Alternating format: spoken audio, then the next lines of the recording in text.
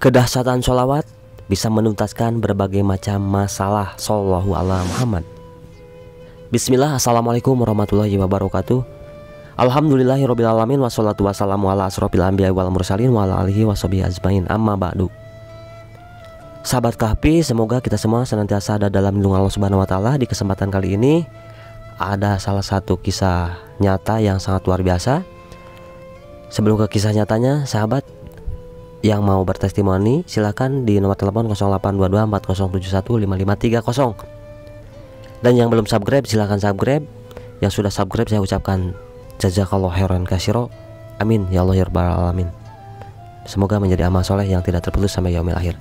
Untuk mempersingkat waktu, silahkan kisahnya dibacakan. Kisah artis Mesir yang sering perankan adegan panas, pura-pura sholawat, akhirnya bertaubat. Sumber dari Jurnal Makassar.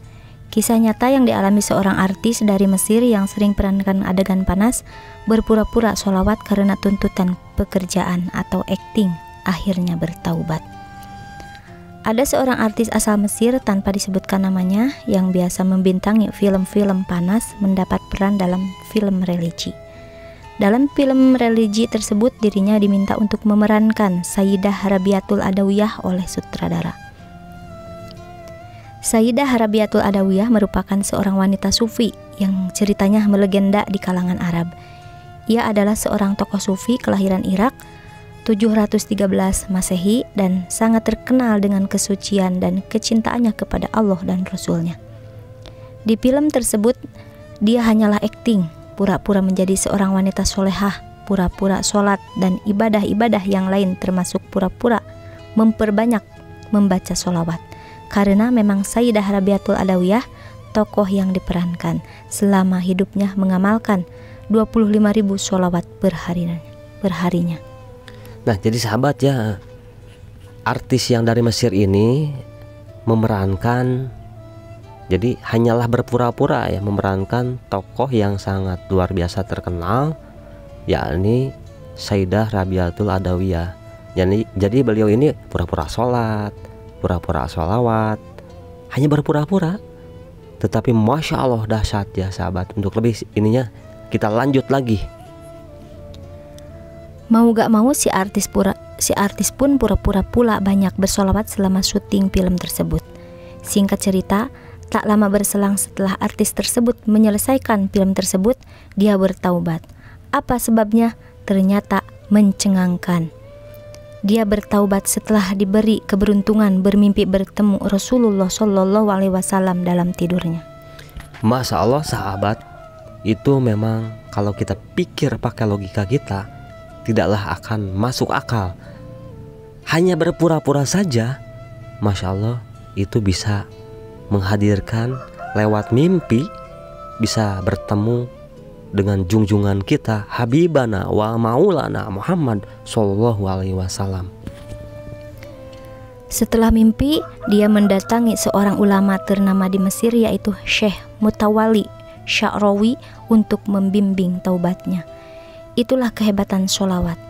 Sholawat dibaca walau dengan pura-pura pun tetap nyampe kepada Rasulullah Sallallahu Alaihi Wasallam dan diterima oleh Allah Subhanahu Wa Taala. Ada 3 pelajaran yang dapat diambil dari peristiwa ini.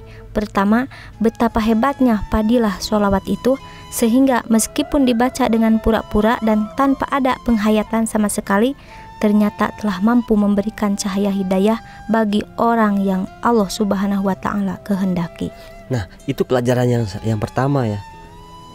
Banyak fadilah yang terkandung di dalam sholawat yang Masya Allah luar biasa bagi yang mengamalkannya. Jangan sampai untuk semua sahabat ya, baru juga sebentar udah banyak mengeluh, baru juga sebentar kok belum dapat keajaiban, baru juga sebentar banyak protes. Nah, jadi sahabat, yakinlah dan amalkanlah sholawat, karena sholawat penuntas berbagai macam masalah hidayah pun Allah berikan kepada wanita yang berpura-pura bersolawat itu.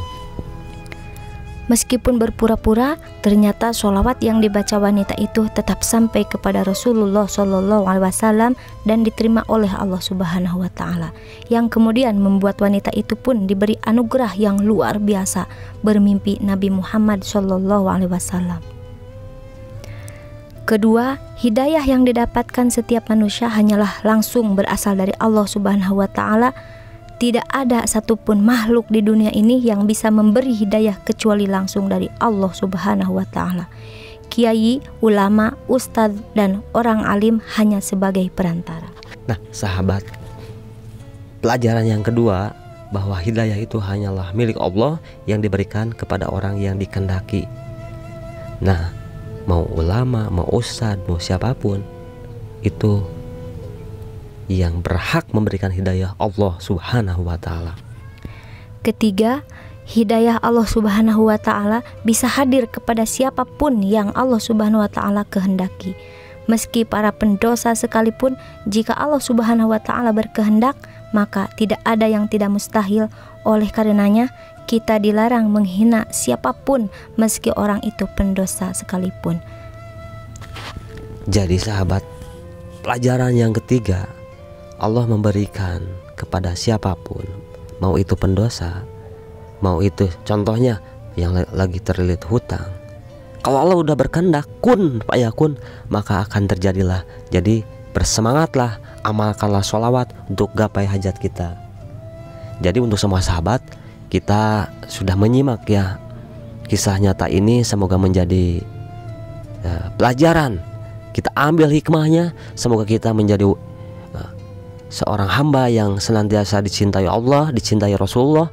Kelak di yaumil akhir kita mendapatkan syafaat, dan di dunia apa yang menjadi kesusahan kita Allah tuntaskan, Allah berikan urusannya ini segera terselesaikan, karena tidak ada yang tidak mungkin kalau Allah sudah berkehendak. Demikian yang bisa disampaikan. Mohon maaf atas segala kekurangannya. Kafil 82 pamit. Wassalamualaikum warahmatullahi wabarakatuh.